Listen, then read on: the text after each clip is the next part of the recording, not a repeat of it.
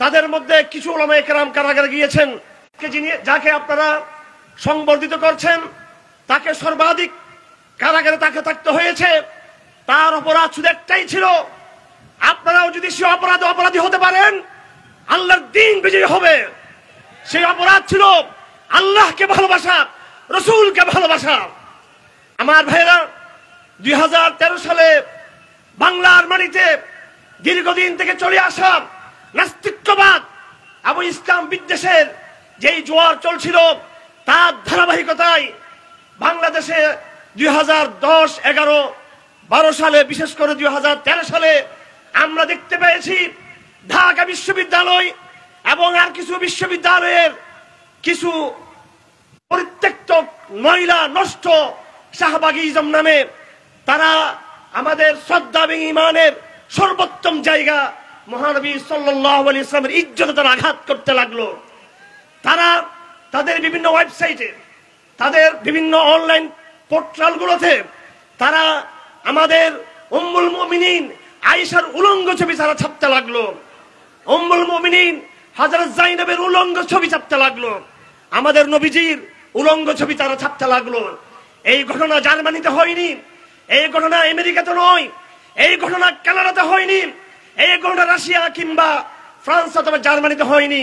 সেখানেও হতে পারে, কিন্তু তারা যদি করে থাকে এবং তাদের মধ্যে অনেকেই করেছে, আমরা মনকে বুঝতে পেরেছি খ্রিস্টানরা আমাদের নবীজির সাথে বিয়াদবি করবে, এটা স্বাভাবিক বিষয়। নাস্তিকরা বিদেশের মাটিতে বসে আমাদের নবীজির সাথে বিয়াদবি করবে, স্বাভাবিক বিষয়। কিন্তু বাংলাদেশে আব্দুর রহমানের ঘরে জন্ম নেওয়া এবং আলেমদের আজান ধারা ধন্য এই শিশু সন্তান একটা সময় স্কুল কলেজ পেরিয়ে বিশ্ববিদ্যালয় জীবনে যেয়ে কমিউনিজমের দীক্ষায় দীক্ষিত হয়ে, সেকুলারিজমের দীক্ষায় দীক্ষিত হয়ে একটা পর্যায়ে তারা এত বড় স্পর্ধা করলো যে স্পর্ধা করার সাহস পৃথিবীর ইসলাম বিরোধী কোন শক্তি পর্যন্ত করার সাহস পায়নি। তারা কারা ছিল? আমাদের ঘরে জন্ম নেওয়া। তারা কারা ছিল? যাদের নাম ছিল ইসলামী নামে নাম ছিল যাদের। তারা কারা ছিল? যাদেরকে শাহরিয়ার কবির, মুনতাসির মামুন, জাফর ইকবালদের মতো কুলাঙ্গাররা মুসলমানদের ঘরে জন্ম নিয়ে ওই সমস্ত বিশ্ববিদ্যালয়ের টিচাররা যাদেরকে আশ্রয় প্রশ্রয়ে লালিত পালিত করেছিল। আমার ভাইরা, তখন কিছু সত্যবাদী তৌহিদবাদী উলামায়ে কেরাম স্রোতের বিপরীত সত্য কথা জানান দিয়েছেন এবং খাতেমে রাসূল সম্পর্কে আল্লাহর যে অমুক বিধান রয়েছে, শরীয়তের যে অমুক বিধান রয়েছে, তারা সেই বিধান বর্ণনা করেছেন। এবং জসিমউদ্দৌর রহমানীর মামলার যেই জাজমেন্ট রয়েছে, বিচারপতি যেখানে সিদ্ধান্ত দিয়েছেন সেখানে তিনি স্পষ্ট করেছেন এই রাজীব হায়দার কুলাঙ্গার বলাগার হত্যার পিছনে তার কোন রকমের সম্পৃক্ততার প্রমাণ তারা পায়নি এবং আনসারুল্লাহ বাংলা টিম নামের কোন সংগঠনের আধ্যাত্মিক গুরু কিংবা সভাপতি হিসেবে তার সম্পৃক্ততার কোন প্রমাণ রাষ্ট্রপক্ষ হাজির করতে পারেনি। এটা বাংলাদেশের আদালতে আইনগতভাবে কথা প্রমাণিত হয়েছে। তারপরও তাকে দীর্ঘ আরো কয়েক বছর পর্যন্ত কারাগারে নিক্ষিপ্ত রাখা হয়েছে বিনা বিচারে, বিনা আদলে, বিনা ইনসাফে। তার একটাই দোষ ছিল, তিনি খাতেমে রাসূল থেকে চিহ্নিত করে দিয়েছিলেন, তিনি রাসূলের ভালোবাসার কথা বলেছিলেন। আমার ভাইয়েরা, বাংলাদেশে আমাদের কিছু তৌহিদবাদী ভাই যারা আমাদের চেয়েও, আমাদের শাখদের চেয়েও আরো বেশি যারা ইমানের পরীক্ষা দিয়েছেন, তারা আমাদের নবীজিকে ভালোবাসতে গিয়ে মৃত্যুদণ্ডটা আজ তারা তাদের কাঁধে নিয়েছেন। আপনারা জানেন শেখ হাসিনার বিগত 16 বৎসরের স্বৈরতন্ত্রের ফ্যাসিজমের আমল ছিল জঙ্গি নাটকের আমল। কথায় কথায় জঙ্গি তকমা দিয়ে, কথায় কথায় জঙ্গি উপাধি দিয়ে, কথায় কথায় জঙ্গি নাটক সাজিয়ে সিজিটিসির মাধ্যমে, এটিইউর মাধ্যমে এবং র্যাপিড অ্যাকশন ব্যাটালিয়নের মাধ্যমে আরো বিভিন্ন গোয়েন্দা সংস্থার মাধ্যমে তারা এই দেশের তৌহিদ জনতার টুটি চিপে ধরার চেষ্টা করেছিল। এই বাংলাদেশে রাজনৈতিক বহু হত্যাকাণ্ড হয়েছে, এই বাংলাদেশে অর্থনৈতিক কারণে বহু হত্যাকাণ্ড হয়েছে, এই বাংলাদেশ স্বাধীনতার পর থেকে হাজার হত্যাকাণ্ড হয়েছে। কোন হত্যাকাণ্ডে সুষ্ঠু বিচার হয়নি, কোন আসামিকে ফাঁসির মঞ্চে যেতে হয়নি। কিন্তু খাতেমে রাসূলদের প্রশ্নে, আল্লাহর রাসূলকে ভালোবাসার প্রশ্নে যখন কিছু তৌহিদবাদী নওজোয়ান একই বিশ্ববিদ্যালয় থেকে, যেই বিশ্ববিদ্যালয় থেকে নাস্তিকের জন্ম হয়েছে, সেই বিশ্ববিদ্যালয়ের কাউন্টার হয়েছে ইমানদার আস্তিকদের পক্ষ থেকে। তারা সেটার জবাব দিয়েছে, তারা সেটা প্রতিবাদ করেছে, তারা সেটা প্রতিরোধ করেছে। আর বিনিময়ে তারা ফাঁসির মঞ্চে তারা যাবার জন্য নিজেদেরকে প্রস্তুত করে নিয়েছেন। এইভাবে ইসলামের বিধান বর্ণনা করায় মুসলিমদের পক্ষে থাকায় আমার ভাইয়েরা, আমি একটা কথা আগেও বলেছি, আজ আবার রিপিট করতে চাই, সেটা হলো আপনি আল্লাহকে গালি দেন, আল্লাহ পাক বরদাস্ত করবে। নামাজ না পড়েন, আল্লাহ পাক মাফ করে দিবেন। রোজা না রাখেন, আল্লাহ ক্ষমা করে দিতে পারেন। হজ না করলেও আল্লাহ ক্ষমা করতে পারেন। কবিরা গুনাহ ক্ষমার একটা ব্যবস্থা আল্লাহ পাক রেখেছেন। কিন্তু মহানবী সাল্লাল্লাহু আলাইহি ওয়াসাল্লামের ইজ্জত নিয়ে যারা ছিনিমিনি খেলবে, তার ব্যাপারে শরীয়তের কি বিধান, সমস্ত আকীদার কিতাবে লেখা আছে। আমার ভাইয়েরা, আজ আকীদার কথা বলতে গেলে ফাঁসির মঞ্চে যেতে হয়। আকীদার কথা বলতে গেলে, নবী প্রেমের কথা বলতে গেলে আদালতের খড়গ তাদের গলার উপর লটকে যায়। আজ নবী প্রেমের কথা বললে তাদেরকে সন্ত্রাসবাদী, জঙ্গিবাদের তকমা লাগে। আমার ভাইয়েরা, আমি কি বলতে চাচ্ছি আপনারা বুঝতে পেরেছেন নিঃসন্দেহে। হেফাজত ইসলাম বাংলাদেশ 2013 সালে যখন তার মহাজাগরণ হয়েছিল, তার আগে 2010 সালে হেফাজত ইসলামের যখন বিকাশ ঘটে, তখনও হেফাজত ইসলাম মাঠে ছিল। 2011 সালে নারী উন্নয়ন নীতির বিরুদ্ধে হেফাজত ইসলাম মাঠে ছিল। 2012 সালে শিক্ষানীতি সহ কোরআন বিরোধী নারী নীতির পাশাপাশি আমেরিকার চলচ্চিত্র, ইসলাম বিদ্বেষী, নবী বিদ্বেষী চলচ্চিত্র ইনোসেন্স অফ মুসলিম এর বিরুদ্ধে হেফাজত ইসলাম মাঠে ছিল। কিন্তু 2013 সালে হেফাজত ইসলাম তার চূড়ান্ত জাগরণ দেখিয়েছে শাহবাগিজমের বিরুদ্ধে। শাহবাগিজম মানে কে? শাহবাগিজম হলো, শাহবাগী তৎপরতা হলো ওই সমস্ত অপশক্তি যারা ওয়েবসাইটে আমাদের নবীজির উলঙ্গ ছবি ছেপেছে। 2013 সালে হেফাজত ইসলাম মাঠে নেমেছে। জসিমউদ্দিন রহমানী মিম্বরে দাঁড়িয়ে শরীয়তের বিধানকে তিনি বর্ণনা করেছেন, তাকে জেলে যেতে হয়েছে।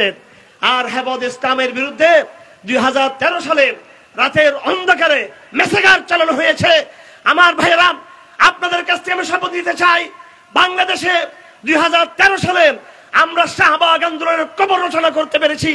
আগামী দিনে কি বাংলাদেশে নতুন করে কোন শাহবাগী শক্তি মাথা চড়া দিতে পারবে? যদি আগামী দিনে কোন নতুন নামে, কোন নতুন ব্যানারে বিভিন্ন দেশি বিদেশি অপশক্তির কাঁধে ভার করে আবার যদি শাহবাগিজম যদি আসতে চায়, আপনারা তাদের শক্তিশালী, তাদের বিরুদ্ধে প্রতিরোধ খেলা করার জন্য তৈরি আছেন তো আপনারা সবাই? আমার ভাইয়েরা, বিগত দিনের দিন ছিল জঙ্গি নাটকের দেশ ছিল, বিগত দিন ছিল জঙ্গি নাটকের দেশ। এখন জঙ্গি নাটকের দিন শেষ, জসিমউদ্দিন রহমানের বাংলাদেশ এখন। আমার ভাইয়েরা, ভারতীয় কিছু মিডিয়া জসিমউদ্দিন রহমানী, শেখ জসিমউদ্দিন রহমানী কারাগার থেকে মুক্ত হওয়ার পর তার বিরুদ্ধে অপপ্রচারণায় লেগেছে। বলছে ছোট লাদেন জেল থেকে বের হয়েছে। ছোট লাদেন জেল থেকে বের হয়ে এই হিন্দুত্ববাদীরা যদি তোদের কবর রচনা করতে পারে, সেই ছোট লাদেনকে আমরা স্বাগত জানাই। আমরা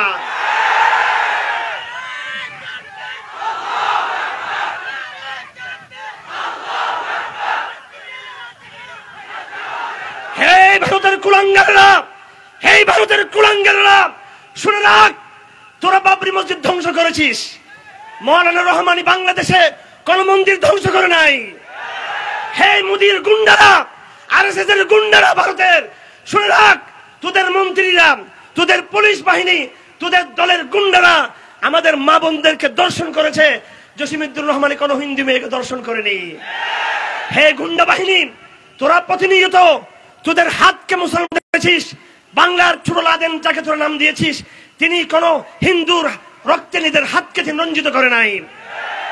থেমে যাও। বাংলাদেশের দিকে যদি তোমরা চোখ যদি থাকাও, বাংলাদেশকে জঙ্গিবাদের তকমা দিয়ে যদি ভারত কোন আগ্রাসনের চিন্তা করে, সেই চোখ উপড়ে ফেলা হবে। সেই চোখ, সেই হাত ভেঙে দেওয়া হবে, সেই হাঁটু চুরমার করে দেওয়া হবে। সাবধান করে দিচ্ছি, এই দেশে 1.5 বছর, 1.5 দশক, 16 বছর তোমরা আমাদেরকে অর্থনৈতিক ভাবে আগ্রাসন চালিয়েছো, চালিয়েছো, সাংস্কৃতিক ভাবে চালিয়েছো, সামাজিক ভাবে চালিয়েছো। মুসলিম নেতাদেরকে ফাঁসির মঞ্চে পাঠিয়ে দিয়েছো। দেলওয়ার হোসেন সাঈদীকে তোমরা হত্যা করেছো তোমরা। এবং আরো আলেমদেরকে হত্যা করতে তোমরা চেয়েছিলে, আমাদেরকে তোমরা হত্যার জন্য বিষ পান করিয়েছো, আমাকে সহ বাংলাদেশের একাধিক আলেমকে রিমান্ডে নিয়ে বিষ পান করানো হয়েছিল। আমার ভাইয়েরা, আমি কথা দীর্ঘায়িত করব না, নামাজের সময় হয়ে গেছে। গুরুত্বপূর্ণ বক্তব্য রাখবেন আমাদের কারা বিজয়ী তৌহিদের মুয়াজ্জিন, আপনাদের সামনে গুরুত্বপূর্ণ কথা রাখবেন। তার বক্তব্যের ভূমিকা স্বরূপ আমি শুধু দু একটা কথা বলে শেষ করে দিচ্ছি। আপনাদেরকে আমি একটা তথ্য দিয়ে যাচ্ছি। আমি যখন রিমান্ডে ছিলাম এবং আমার মতো আরো অনেক তৌহিদবাদী ভাইরা যারা রিমান্ডে ছিল, তাদেরকে শুধু বাংলাদেশের গোয়েন্দারা নয়, আমাদেরকে র্যাব জিজ্ঞাসাবাদ করেছে, সিটিটিসি জিজ্ঞাসাবাদ করেছে, এটিইউ জিজ্ঞাসাবাদ করেছে, আমাদেরকে জিজ্ঞাসাবাদ করেছে ডিবি, জিজ্ঞাসাবাদ করেছে পিবিআই। বাংলাদেশের এমন কোন সংস্থা নাই, ডিজিএফআই, এনএসআই, এসবি সহ বাংলাদেশের সকল সংস্থা আমাদেরকে জিজ্ঞাসাবাদ করেছে। এরপরও আমি হারুনেজারকে বাংলাদেশের মাটিতে বসে একটি গোয়েন্দা সংস্থা, তার নাম ধরে বলতে চাই, কাউন্টার টেরোরিজম সিটিটিসি, এই সিটিটিসির সদর দপ্তর আমাকে নিয়ে চোখ বেঁধে ভারতীয় গোয়েন্দারা আমাকে জিজ্ঞাসাবাদ করেছে আমাকে, এবং বাংলাদেশের অফিসারদেরকে দিয়ে তারা নির্যাতন করেছে। তাদের জিজ্ঞাসা ছিল, হেফাজত ইসলাম কিয়া হ্যায়? হেফাজত ইসলাম আজরাইল হ্যায় তোমারে লিয়ে। হ্যাঁ, যদি তোমরা আমাদের ইজ্জতে যদি আঘাত করো, আমাদের আল্লাহর সার্বভৌমত্বের যদি আঘাত করো, আমাদের দেশের স্বাধীনতার যদি আঘাত করো, আমরাও প্রত্যাঘাত করতে জানি, আমরা ইনশাআল্লাহ আজিজ। আর জেনে রাখো, আমরা সেই নবীর উম্মত, যেই নবী লড়াই করেছেন, যেই নবী আপোষ করেছেন, যেই নবী যুদ্ধ করেছেন, যেই নবী ডায়লগ করেছেন। আমরা কুমন্ডক নয়।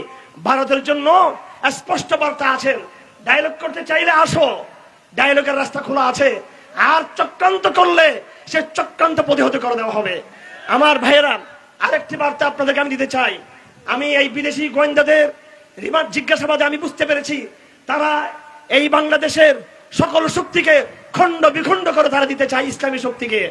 সাবধান থাকবেন, আমাদের মধ্যে মতের ভিন্নতা থাকতে পারে।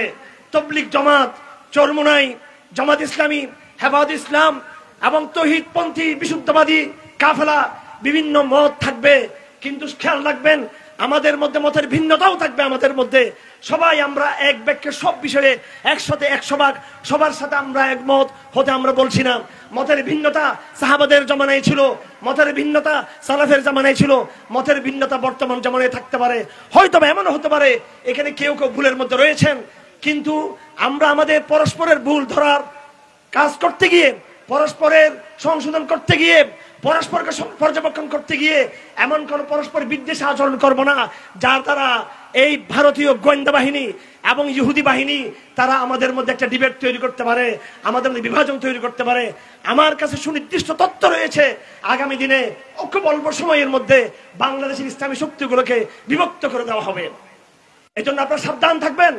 এবং সাথে সাথে সর্বশেষ কথা আপনাদেরকে বলে যাচ্ছি, আজ যখন বাংলাদেশে হাসিনা রেজিমের পতন হয়েছে, আল্লাহ পাক আপনাদেরকে বিজয়ী করেছেন, এদেশের জনগণ আমরা বিজয়ী উল্লাস করছি।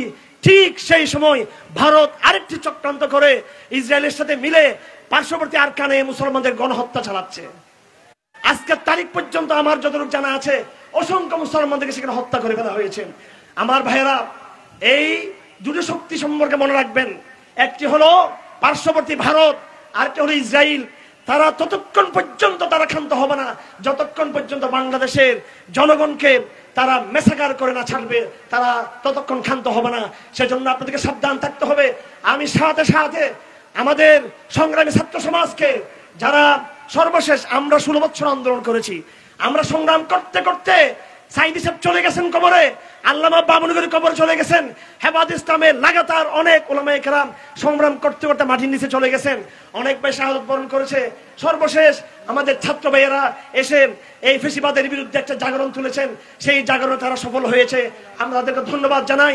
এবং ছাত্র সমাজকে বলতে চাই, আগামী দিনের নতুন বাংলাদেশের পুনর্গঠনে অবশ্যই ইসলামকে সামনে রাখতে হবে। ইসলাম এদেশের মাটি, ইসলাম এদেশের বাতাস, ইসলাম এদেশের নদী, ইসলাম এদেশের আকাশ, ইসলাম এদেশের পালস, ইসলাম এদেশের মানুষের রন্ধে রন্ধে, ইসলাম এদেশের প্রাণের স্পন্দন। ইসলামকে বাদ দিয়ে নতুন কোন বাংলাদেশ সম্ভব নয়। সুতরাং ছাত্র সমাজকে বলবো আমাদের সাথে সমন্বয় করার জন্য, এবং আমরা তোমাদের ত্যাগকে, তোমাদের স্যাক্রিফাইসকে আমরা স্বীকার করি। 2013 সালে হাসিনার বাহিনী গণহত্যা করে আমাদের যে সমস্ত ভাইদের হত্যা করা হয়েছে হেফাজত ইসলামের, পাশাপাশি 2021 সালে যাদেরকে হত্যা করা হয়েছে, এবং বিগত ছাত্র সমাজের আন্দোলনে যেই 1000 ভাইকে শহীদ করা হয়েছে, তাদের সকল শহীদের গণহত্যার বিচার অবশ্যই আমরা দাবি করি আজকের এই মঞ্চ থেকে। সকল খুনিকে অবশ্যই বিচারের কাঠগড়ায় দাঁড়াতে হবে ইনশাআল্লাহ। এদেশের জনগণ তাদেরকে বিচার কাঠগড়ায় দাঁড়িয়ে ক্ষান্ত হবে ইনশাআল্লাহ। আমাদের লড়াই শেষ হয়নি। ছাত্র সমাজের হাতে আমরা হাত রেখে বলতে চাই, আগামী দিনে এক নতুন বাংলাদেশ গড়ে তোলার ব্যাপারে ইসলামের এজেন্ডা নিয়ে আমরা তোমাদের সঙ্গে রয়েছি ইনশাআল্লাহ আজিজ। আমি সর্বশেষ আমি বাংলাদেশের গৌরবান্বিত সেনাবাহিনীর সদস্যদেরকে আমি ধন্যবাদ জানাই। এজন্য নয় যে তারা বড় শক্তি, সেজন্য তাদেরকে একটু তোষামত করতে হবে, সেজন্য নয়, বরং এই জন্য সেনাবাহিনী আমাদের সাথে যোগাযোগ করেছিল। সেনাবাহিনীর পক্ষ থেকে আমরা জানতে পেরেছি তারা হাসিনা ফেসিবাদের উপর তারা সন্তুষ্ট নয়, এবং এই আন্দোলন যদি আমাদের সেনাবাহিনীর নৌজওয়ানরা যদি তারা বলে দিয়েছেন তাদের অফিসারদেরকে, আমরা জনতার বুকে গুলি চালাতে পারবো না, জনতার বুকে গুলি চালাতে পারবো না, এই কথা বলে দেওয়ার পর আমাদের আন্দোলনটা মসৃণ হয়ে গেছে, সহজ হয়ে গিয়েছিল। আপনারা হে বাংলাদেশের শারদুল সেনাবাহিনী, অতীতে অনেক ভুল বোঝাবুঝি হয়েছে, অতীতে এই দেশের জনগণের বিরুদ্ধে আপনাদেরকে ব্যবহার করা হয়েছিল। বিগত আন্দোলনে আপনাদের সাথে আমাদের একটা আত্মীয়তা তৈরি হয়েছে, অটুট বন্ধন আমরা আবদ্ধ হয়েছি।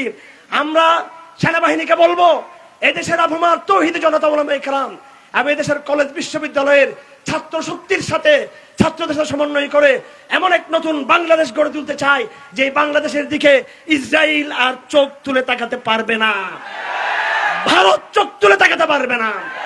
আমরা ঐক্যবদ্ধ থাকলে যে কোনো দেশি বিদেশি অপশক্তিকে অবশ্যই পরাজিত করতে সক্ষম হবে ইনশাআল্লাহ আজিজ। জঙ্গি নাটকের দিন শেষ, আগামী দিনের বাংলাদেশ তৌহিদের মুয়াজ্জিনের বাংলাদেশ। ওয়া আখিরু দাওয়ানা আলহামদুলিল্লাহি রাব্বিল আলামিন ওয়া মা আলাইনা ইল্লাল বালাগ।